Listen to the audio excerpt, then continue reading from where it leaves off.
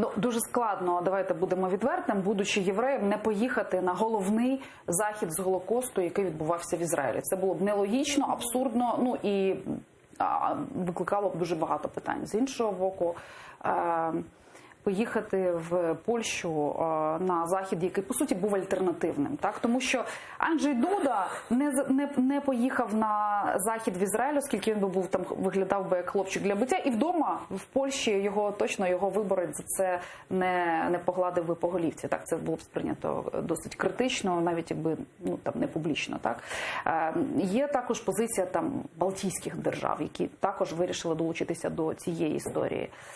А президент Зеленський, він вирішив і там, так би мовити, відзначитися, що закінчилося недовірою і з того боку, і з того боку. Дивіться. Хіба не краще визначитися з позицією і йти з нею до кінця?